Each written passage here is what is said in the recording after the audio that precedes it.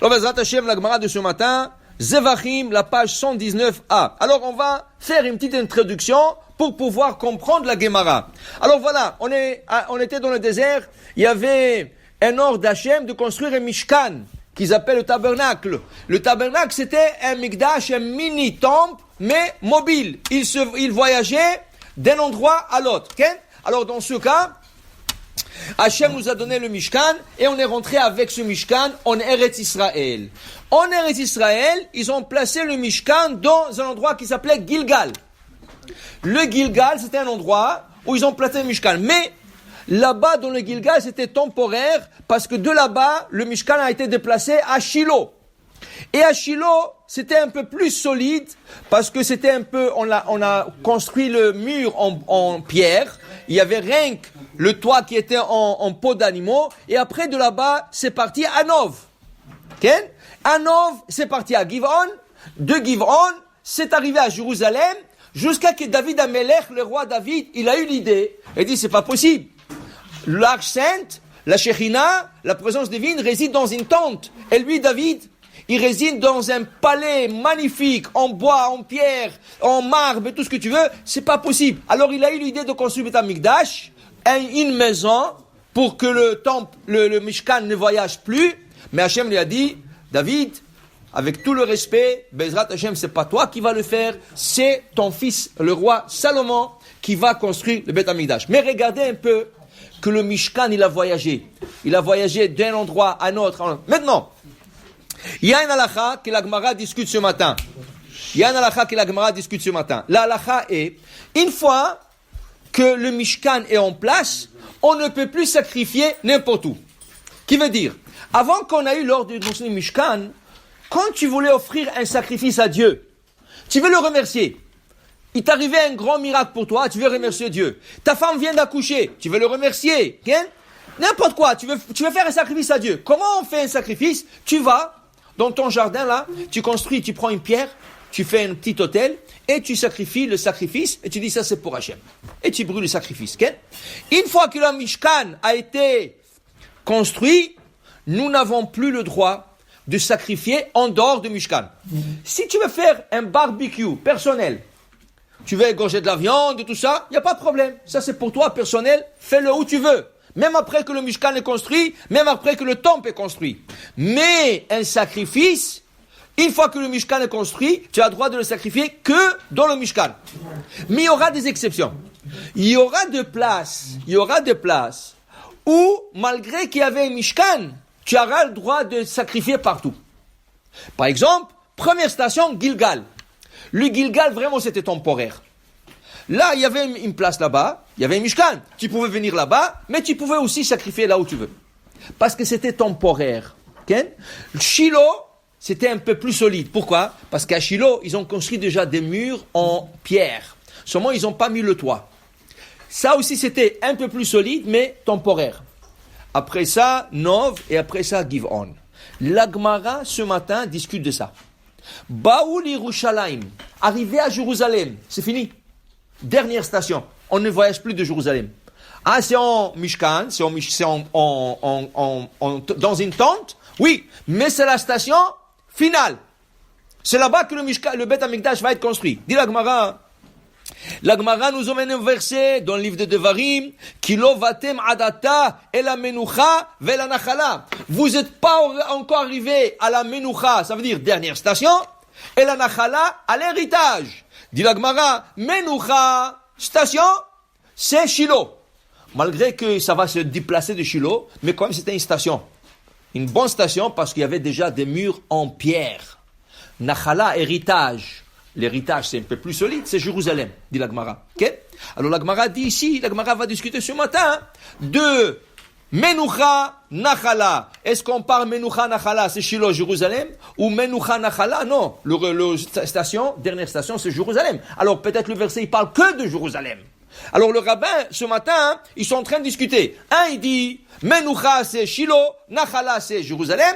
L'autre qui dit non, Menucha c'est Jérusalem, Nachala c'est aussi Jérusalem. Et ainsi est l'opinion de Rabbi Shimon Bar Yochai, qui a convaincu à la fin les élèves de Rabbi Ishmael que c'est ainsi Menucha ve Nachala. Maintenant, La Gemara se pose une question. Quand on avait le Shiloh et on n'avait plus le droit de sacrifier ailleurs, comment ça se fait que le père de Samson, Shimshon Agibor, le père, il a sacrifié une chèvre en dehors du Mishkan? Qu'est-ce qui est arrivé exactement? Vous savez que Shimshon, son père s'appelait Manoach. Sa femme, ou sa mère plutôt, elle s'appelait Tselalfonite. Manoach et Tselalfonite. La Gemara en Baba Batra, elle nous emmène toutes sortes de noms qu'on ne connaît pas dans la Torah, mais la Gemara le reçoit. Par exemple, comment s'appelait la mère de David Amelech? Nitzevet bat Adiel. Et le kabbaliste, ils disent, si tu dis ce nom 17 fois avant de commencer Shachrit, ta prière est acceptée. Nitzevet ou Natzevet bat Adiel. Ken? La mère de Samson, c'est l'alphonite. Ken? La mère d'Avraham Avinu, Amtelai bat Karnevo. La mère de Haman, Amtelai bat Orefta. Là-bas, regardez la Gemara emmène là-bas tout ce nom. Maintenant, c'est écrit là-bas que Samson, ses parents, la mère était stérile. Pendant des années, ils ne pouvaient pas avoir des enfants. Qui était leur voisin? Leur voisin, c'était Boaz, qui va se marier avec Ruth. Boaz, il avait 60 enfants. 30 garçons et 30 filles. Okay? Et le voisin, rien du tout. C'est écrit que jamais Boaz a envoyé une carte d'invitation à Manoach. Jamais. Il a dit pourquoi? Il a dit mais qu'est-ce que lui, il a rien. Boaz Bliainara, chaque 2 jours, chaque semaine, chaque mois, bar mitzvah, brit milah, hatuna, bar mitzvah, brit milah, hatuna, 60, chacun il se marie, tu t'imagines la famille. Et Manoach, wallo. Alors il l'a jamais invité. C'est pour ça que Boaz, malheureusement, a été puni. Il a perdu tous les 60 enfants. Et c'est là qu'il se marie avec Ruth. Il a perdu les 60 enfants et sa femme. Il était veuf, et après il a rencontré Ruth. Et d'eux va sortir David Amelech. Hein? Et Manoach, il a prié Hachem, il a prié lui et sa femme. Un jour, la femme est dans le champ. Il y a un homme qui vient. Il dit, madame, tu vas tomber enceinte. Et ton bébé, ça va être un abstème, un nazir. Dans ce cas, madame, faites attention à lui. Elle est revenue à la maison et dit, waouh, j'ai vu un tzaddik. Il m'a annoncé que je vais être enceinte. Il dit, où est-ce qu'il est? Il est dans le champ. Il dit, je ne sais pas, il est parti. Manoach, il a pris Hachem. S'il vous plaît, Hachem, retournez ce tzaddik qui nous parle encore. J'ai besoin de savoir plus de détails. Il est revenu, mais il ne sait pas, c'est pas un tzaddik. C'est un ange. C'est un ange. Il a rencontré, il a dit, qu'est-ce que je fais? Il a dit, voilà. Il lui dit que tu vas avoir un garçon, il va être abstème, mais toi, madame, tu dois t'abstenir du vin. Et tu ne manges pas le raisin. Et tu ne prends pas le vinaigre de raisin. Tu ne prends rien. Même le pépin de raisin, tu ne prends rien. Et comme ça, lui, il va être kadosh. Il va être sacré du ventre. Et Baruch Hashem, elle a écouté. Et là, maintenant, qui lui a annoncé ça? Manoach, le père de Samson, il dit, s'il vous plaît, il ne sait pas que c'est un ange. Il ne sait pas qu'il parle à un ange. Il pense qu'il parle à un tzaddik. Il dit, s'il vous plaît, on va faire un sacrifice pour vous. S'il vous plaît. Il a pris une chèvre. Il a pris une chèvre. Il avait une pierre là-bas. Il a égorgé la chèvre. Il a mis du feu sur la pierre. Il a dit, on va faire un petit michoui, hein, un barbecue. Et s'il vous plaît, mangez avec nous, on va faire un soda pour ce beau annonce-là que vous m'avez fait ce matin. Vous m'avez réjoui, vrai béhémet. Alors je veux faire. Il dit, non. Si vous faites quelque chose, faites-le pour Hachem. Moi, je ne mange pas. Il dit, s'il vous plaît. Il a mis le feu. Il voulait mettre la chèvre.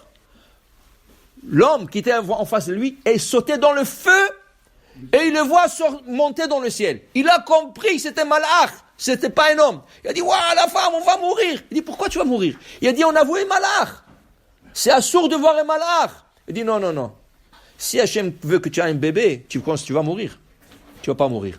Et c'était quand. Alors la Gemara pose une question. Comment Manoach n'a pas emmené le sacrifice à Mishkan Shiloh? Comment il n'a pas sacrifié dans le Mishkan? Dit la Gemara, c'était différent.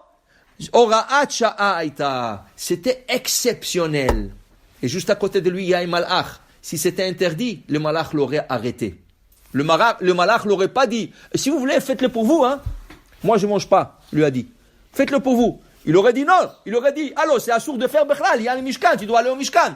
Le malach l'a pas arrêté parce que c'était pour la bonne nouvelle qu'un enfant qui va naître de Manoach, qui va sauver Israël pendant 40 ans, il va s'occuper des Palestiniens qui ont toujours fait des problèmes, il va s'occuper d'eux. C'était Menach Shamayim. Alors Menach Shamayim, ils l'ont permis, mais c'est une exception. Baruch Adonai Le'olam. Amen ve Amen.